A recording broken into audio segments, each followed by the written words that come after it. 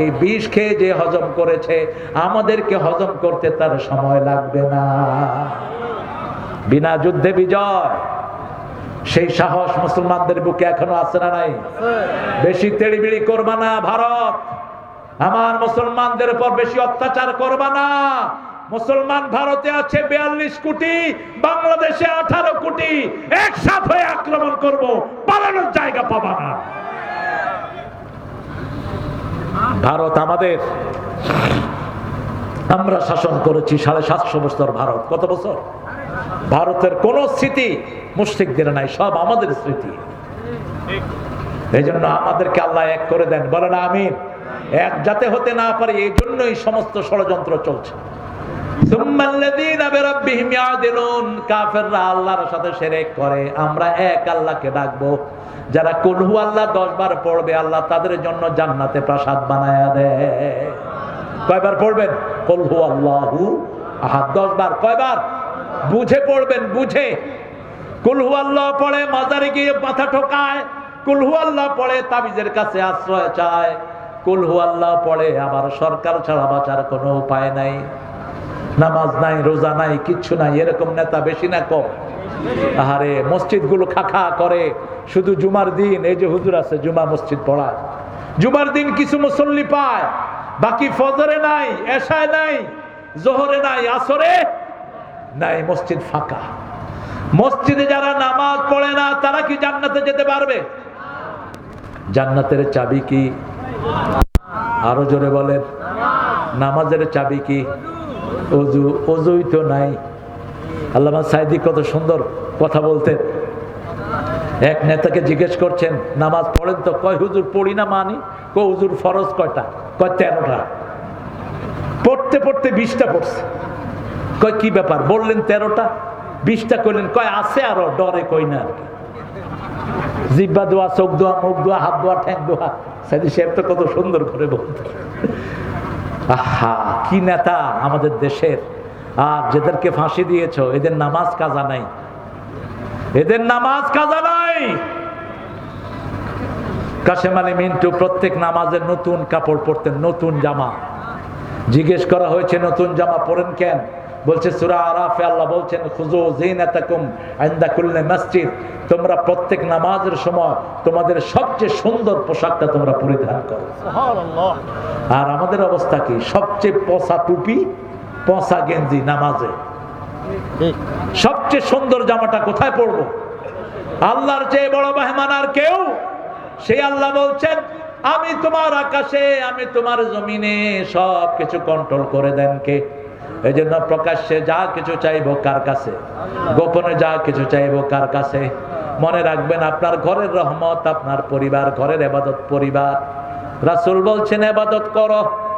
ইবাদত কি? রাসূলকে বলছে, রাসূল বলছেন বিবির কাছে যাও ইবাদত। কার কাছে? বিবির কাছে।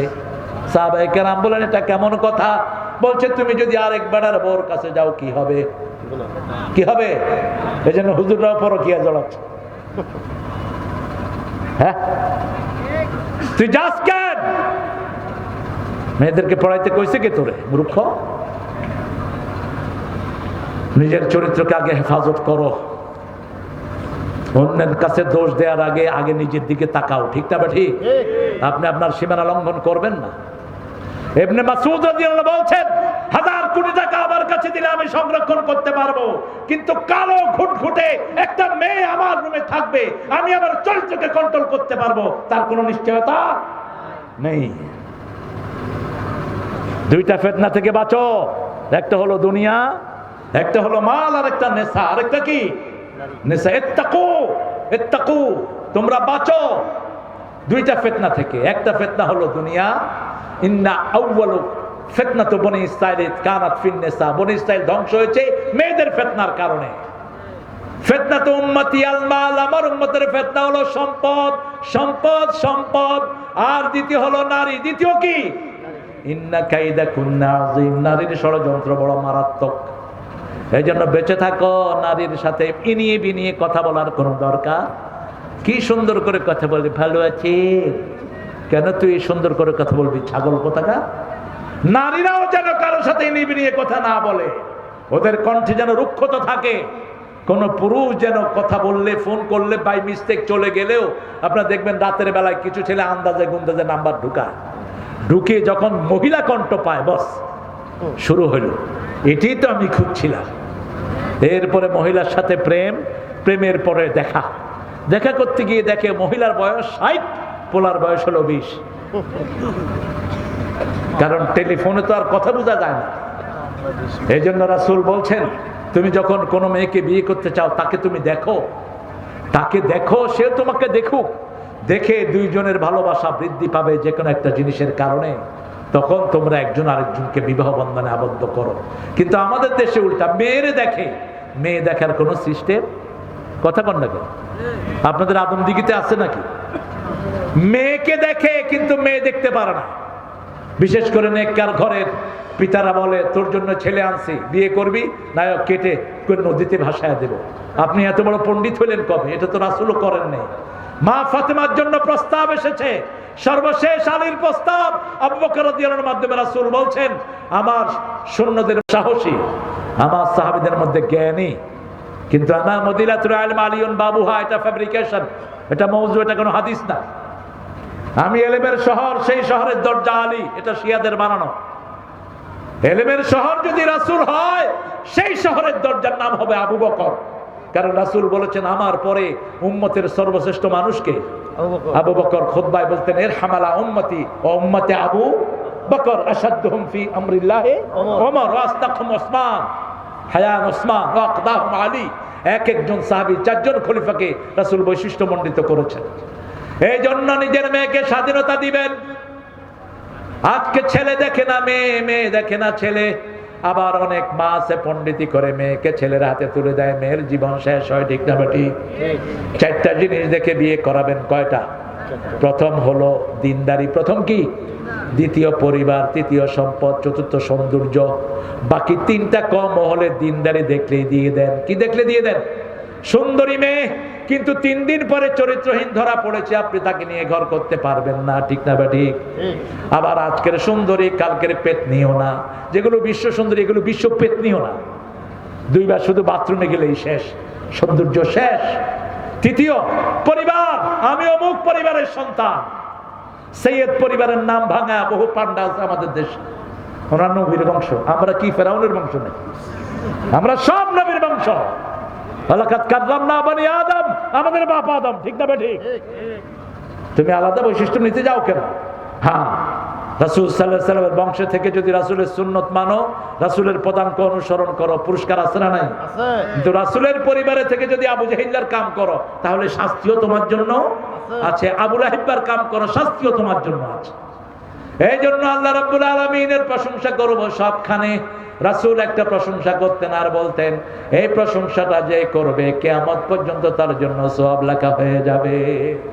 পড়েন, লাকাল হামদ, লাকাল হামদ, সুবহানাল্লাহি ওয়া বিহামদিহি, আদাদা খালকিহি ওয়া রিদা নাফসিহি ওয়া জিনাতা আরশিহি ওয়া মিদাদা কালিমাতিহি।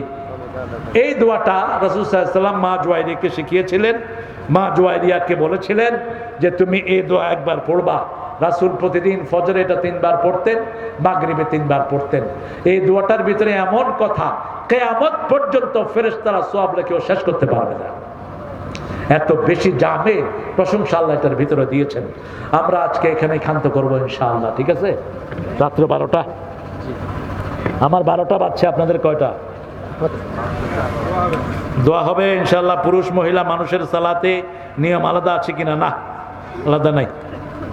সল্লু কামা রাআইতুমুনি উসাল্লি। কিন্তু মেয়েদের শারীরিক গঠনের কারণে মেয়েদের কিছু জিনিস এমনি লেটিয়ে যায়, সেটা ভিন্ন। কিন্তু নামাজের ভিতরে কোনো পার্থক্য নাই। সৃষ্টিগতভাবে মায়েরা একটু ঢেকে চলতে পছন্দ করে, সৃষ্টিগতভাবে একটু গুছিয়ে চলতে পছন্দ করে। ঠিক না ঠিক? কথা কন না কেন? সেই সৃষ্টিগতভাবে যেটা পরিবর্তন সেটাই, কিন্তু বেসিক কোনো পরিবর্তন নাই। এদের কি মাজারে এবং পীরের সাথে সালামে সেজদা করা ইসলামী শরীয়ত অনুযায়ী কতটুকু জায়েজ? 100% হারাম। 100% কি হারাম? পীরের সেজদা করা 100% কি হারাম? ওই পীর ও মুশরিক যেটা করছে এটাও মুশরিক। সেজদা পাবে একমাত্র কে? সূরা ফুসসিলাতের ভিতরে আল্লাহ বলছেন লা তাসজুদু লিশ-শামসি ওয়ালা লিল-কামার উসজুদু লিল্লাহিল্লাযী খালাকাহুন্না ওয়া ইয়্যাহু তা'বুদুন। চাঁদকে সিজদা করো না, সূর্যকে সিজদা করো না, সিজদা করো ওই আল্লাহকে যার জন্য তুমি ইবাদত করো। ঠিক না? ঠিক। কপাল বানিয়েছেন কে? আল্লাহ। অতএব সিজদা দেব কাকে? এই কপালের ভিতরে লেখা থাকবে কাকে কাকে সিজদা দিয়েছেন। সূরা রহমানের ভিতরে আল্লাহ বলছেন ইউরাফুল মুজরিমুনা বিসীমাহুম ফায়ুখাযু বিন-নাওয়াসি ওয়াল আকদাম ফাবিআইয়ি আলাই রাব্বিকুমা তুকাল্লিবান। এই কপাল দেখে দেখে আল্লাহ চিনে নেবেন সবাইকে। এই কপাল দিয়ে কোথায় সিজদা করেছেন। প্রিয় শেখ, হ্যাঁ, জোহরের আসরের সালাতে ইমাম সাহেব চুপি চুপি সূরা কেরাত পড়ে, মুক্তাদিরা কি সূরা কেরাত পড়বে? ফজরের সময় রাসূল বলেছেন সূরা ফাতিহা পড়ো। রাসূল একটা সহিহ বর্ণনা। তবে তিনটা মত এই ব্যাপারে আছে। ইমাম মালিকের মতটা আমার কাছে ভালো লাগে বেশি। তিনি বলেছেন ইমাম যখন পড়বে তখন তোমরা শুনো, তখন তোমরা শুনো। আর ইমাম শাফিঈ, ইমাম আহমদ ইবনে হাম্বল বলছেন ইমাম যখন পড়বে তখনও তোমাদের পড়তে হবে। আর ইমাম আবু হানিফা বলেছেন কেরাতুল ইমামে কেরাতুল মুসল্লিন। ইমাম যখন কেরাত পড়ে তোমরা শুনো, কারণ ইমামের কেরাতে মুসল্লির কেরাত হয়ে যায়। তবে পড়াই উত্তম। পড়াই কি উত্তম? পড়লে আপনার লাভ কি? রাসূল সাল্লাল্লাহু আলাইহি ওয়াসাল্লাম বলছেন কুসিমাতিস সালাতু বাইনি ওয়া বাইনা আবদিন ইসফাইন, হাদিসে কুদসি মুসলিম শরীফ বলছেন নামাজ আমার মধ্যে বান্দার মধ্যে ভাগ করো নাই। বান্দা যখন বলে আলহামদুলিল্লাহি রাব্বিল আলামিন, আল্লাহ জবাব দেয় হামেদানি আবদি। আল্লাহ তার সাথে কথা বলা শুরু করে দেয়। সুবহানাল্লাহ। তা আপনি এই সুযোগ থেকে বঞ্চিত হবেন কেন? আপনি চেষ্টা করবেন যাতে পড়তে পারেন। আল্লাহ তৌফিক দান করুন। হয়ে গেছে তো? হ্যাঁ প্রিয় শেখ, আহলে হাদিসের কি হাদিসটা সূরা ফাতিহা শেষে জোরে আমিন বলে, শাহাদাত আঙ্গুল নড়াচড়া করে। ঠিক আছে, শাহাদাত আঙ্গুল তো নড়াচড়া করবেন। শাহাদাত আঙ্গুল রাসূল এভাবে তুলে রাখতেন অথবা একটু একটু করে নাড়াতেন। আমরা যে ওই যে আশহাদু আল্লা ইলাহা ইল্লাল্লাহর সময় উঠাই, এটার কোনো বর্ণনা সহিহ হাদিসে নাই। আপনি হয় উঠিয়ে রাখবেন আর না হলে একটু একটু করে নাড়াবেন, এটাই সহিহ সুন্নাতে এসেছে। আর জোরে আমিন যদি ইমাম সাহেব বলে আপনিও বলবেন। আর যদি ইমাম সাহেব আস্তে আমিন বলে আপনি জোরে আমিন কে ইমামের উপরে উঠবেন কেন? এটা যেন মাথায় থাকে। আমিন দুইভাবে বলা যায়। মক্কা শরীফে গেলে আমরা কি আস্তে বলি না জোরে বলি? এটা নিয়ে কোনো ঠেলাঠেলির দরকার নাই। যেখানে ইমাম সাহেব জোরে বলে আপনিও জোরে বলবেন, যেখানে ইমাম আসতে বলে ইমামের পরেই তো বলবেন। ইমামের আগে যদি বলেন আপনার মাথা তো গাদার মাথা হয়ে যাবে কিয়ামতের ময়দানে, নামাজ তো কবুল হবেই না। আপনি বলেন আমিন, ইমাম কবে সর্বনাশ, ইমামটা উঠে দৌড় মারবে। আপনি ইমামের উপর বলবেন না, ইমামেরটা শুনবেন আগে। ইমাম যদি আসতে বলে আপনিও আসতে বলবেন, ইমাম যদি জোরে বলে আপনিও জোরে বলবেন। সমস্যা কি? দুইভাবে রাসূল বলতেন। রাসূল যেহেতু দুইভাবে বলতেন, আমাদের দুইভাবে বলার ভিতরে কোনো আপত্তি নাই। এগুলো নিয়ে ঠেলাঠেলি করবেন না। কেউ যদি সারা জীবন জুড়ে একবার আমিন না বলে গুনাহগার হবে না। এগুলো নিয়ে ঠেলাঠেলি যেন না হয়, এগুলো মুস্তাহাব। যত বেশি করবেন আল্লাহ তত সওয়াব দান করবেন। আপনারা অনেক পোকের ভিতরেও আমার ভাইরা অনেক কষ্ট করে বসে আছেন চারিদিকে, কেউ কিন্তু জান নেই। আমি খুব মাশকুর আপনাদের প্রতি। আমরা একটু মাহফিল শেষের দোয়াটা পড়ি। সুবহানাকা পড়েন, আল্লাহুম্মা ওয়া বিহামদিক আশহাদু আল লা ইলাহা ইল্লা আনতা আস্তাগফিরুকা ওয়া আতুবু ইলাইক। আমরা সবার জন্য দোয়া করব। আমাদের দেশে যত কালেমা পড়া লোক আছে এরা খামাখে আমাদেরকে শত্রু বানায়। দেখেন, আমরা ইসলাম আলারা এই পর্যন্ত কারো উপর আক্রমণ করে নেই। আমরা চাই আমরা সবাই মিলে আল্লাহর বিধান মেনে জান্নাতে যেতে চাই। ঠিক না? ঠিক। এই জন্য আমরা সবাই যেন একসাথে কোরআনের উপর থাকতে পারি। আল্লাহ তৌফিক দান করুন। অনেক মিডিয়া আজকে এসেছে, এই মিডিয়ার প্রত্যেকটি ছেলেকে আল্লাহ ইসলামের জন্য কবুল করুন। এদের সাবস্ক্রাইব আল্লাহ বাড়িয়ে দিক। এরা কোরআনের প্রোগ্রামগুলো চালু করেছে, কোরআনের প্রোগ্রামগুলো জারি রেখেছে। এই জন্য ইউটিউবার কর্তৃপক্ষকে বলবো তোমরা এদের ভিউ কমাবে না। যদি তোমরা ভিউ কমাতে থাকো ইসলামিক পোষণগুলো, অচিরেই মুসলমানরা ইউটিউব করবে, তোমাদের ইউটিউবের দিকে কেউ মুখও দিবে না। আমাদের মধ্যে সবকিছুই আছে। ঠিক না? ঠিক। এই জন্য আমরা কারো ধার ধারি না। আমরা একমাত্র একজনকে ভয় করি, তিনি কে? আমরা দোয়া করব। হাবিব অনেক কষ্ট করে আমাকে এখানে আনার জন্য সবচেয়ে বেশি কষ্ট করেছে হাবিব উতরাইল। এখানের জন্য আমরা এখন সবাই একটু দোয়া করবো ইনশাআল্লাহ। তারপরে আমরা এখান থেকে বিদায় হবো। আল্লাহুম্মা আমিন। লা ইলাহা ইল্লা হুয়াল হালিম সুবহান রাব্বিল আরশিল আযীম। আল্লাহুম্মা সাল্লি ওয়া সাল্লিম আলা নাবিয়িনা মুহাম্মদ ওয়া আলা আলিহি ওয়া সাহবিহি আজমাইন।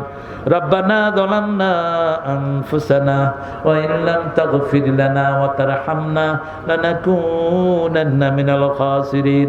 রব্বানা আতিনা ফিদ দুনিয়া হাসানা ওয়া ফিল আখিরাতি হাসানা ওয়া কিনা আযাবান নার। রব্বানা ওয়াতিনা মা ওয়া'আদতানা আলা রাসূলিক ওয়া লা তুখজিনা ইয়াওমাল কিয়ামাহ ইন্নাকা লা তুখলিফুল মিয়াদ। উত্রাইল বামনি গ্রাম জাহানাবাদ এখন পাড়ার উদ্যোগে এই আদমদিগির শেষ প্রান্তে বসে হাজার লক্ষ জনাতে নেই গভীর রজনীতে হাত তুলেছি। আল্লাহ, কারো কাছে এইভাবে কখনো হাত পাতি না। তোমার হাবিব বলেছেন, কেউ যখন হাত পাতে তার হাত কখনো তুমি খালি হাতে ফিরাও না। আমাদের জীবনের গুনাহগুলো মাফ করে দাও। বাংলাদেশের সকল মানুষকে ইসলামের জন্য কবুল করো। আল্লাহ, আখিরাত বড় কঠিন, মানুষকে বুঝার তৌফিক দান করো। এই ছোট্ট জীবন দিয়ে কেউ যেন আখিরাত নষ্ট না করে। আল্লাহ আল্লাহ রাব্বুল আলামিন এই মাহফিলের আয়োজন যারা করেছেন তাদের সবাইকে তুমি মাফ করে দাও। এই যুবকদেরকে সাইয়েদনা হামজার ঈমান দান করে দাও। আল্লাহ, আমার চেয়ে অনেক সুন্দর কথা বলেছে আমার হাবিবকে তুমি কোরআনের হাবিব বানিয়ে দাও। রাসূলের প্রিয় হাবিব হিসেবে কবুল করো। যত আলেম কথা আলেমকে তুমি হায়াত দারাজ করে দাও। আল্লাহ, আমাদের তাহেরকে এই এলাকার চেয়ারম্যান, তাকে তুমি জনগণের নেতা বানিয়ে দাও। আরো যারা জনগণের জন্য মোকাবেলা করছে তাদের সবাইকে ইসলামের জন্য কবুল করো। আল্লাহ রাব্বুল আলামিন, এই মাহফিলে যত ছেলে মেয়ে এসেছে তুমি মাফ করে দাও। যারা অসুস্থ তাদেরকে শাফা দান করো। যারা ছাত্র পরীক্ষায় কামিয়াবি দান করে দাও। মাহফিলের সভাপতি তার ঘরে মেহমানদের যে আয়োজন করেছেন, ঘরের বাসিন্দাদেরকে তুমি কবুল করো। সভাপতি সাহেবকে তুমি কবুল করে নাও। আল্লাহ, যত দলের যত নেতা কর্মী এসেছে সবাইকে তুমি মাফ করে দাও। আল্লাহ, আমার হিন্দু ভাইদেরকেও কোরআনের জন্য কবুল করো। আল্লাহ, আমরা সবাই মিলে যেন আগামীর বাংলাদেশকে কোরআন দিয়ে গড়তে পারি সেই তৌফিক আমাদেরকে দান করে দাও। আল্লাহ, ফিলিস্তিনকে মুসলমানদের হাতে তুলে দাও। ইহুদির বাচ্চাদেরকে দুনিয়া থেকে চিরতরে তুমি মিটিয়ে দাও। আল্লাহ, ভারতে মুসলমানদেরকে সব অত্যাচার থেকে হেফাজত করো। ভারত মুসলমানদের হাতে তুলে দাও। সারা দুনিয়ার মুসলমানদেরকে তুমি এক করে দাও। আল্লাহ, এই মাহফিল যে যুব সমাজ করেছে, যুব সমাজের সব নেক আশাগুলো তুমি পূরণ করে দাও। প্রবাসী ভাইয়েরা কত কষ্ট করে প্রবাসে থাকে, প্রবাসী প্রত্যেক ভাইয়ের কামাইয়ের যদি তুমি বরকত দিয়ে দাও। সব বিপদ মুসিবত থেকে তাদেরকে হেফাজত করো। তারা যেই দান করেছে তাদের দান লক্ষ গুণ বাড়িয়ে তাদের সব অভাব তুমি দূর করে দাও। আল্লাহ, তাদের সবার জীবনের গুনাহগুলো মাফ করে দাও। আল্লাহ, প্রবাসী রেমিটেন্স না আসলে বাংলাদেশ বড় ক্ষতির ভিতরে পড়ে যেত। সেই প্রবাসী ভাইদের সকল কিছুর হেফাজত জামিন ও আমিন তুমি হয়ে যাও। আল্লাহ, হ্যাঁ, রুহুল আমিনকে তুমি কবুল করে নাও। আরো যারা দোয়া চেয়েছে আল্লাহ, মেম্বার চেয়ারম্যান সবাইকে কবুল করো। আল্লাহ, জানি না কারো জানাজার কাপড় দোকানে এসেছে, জানি না কার জীবনের শেষ মোনাজাত এই মোনাজাত। মিডিয়ায় যে ছেলে মেয়েগুলো কাজ করে কোরআনের জন্য তাদেরকে তুমি কবুল করো। আল্লাহ, মৃত্যুর সময় আমাদের সবার জবান জারি করে দিও লা ইলাহা ইল্লাল্লাহু মুহাম্মাদুর রাসূলুল্লাহ।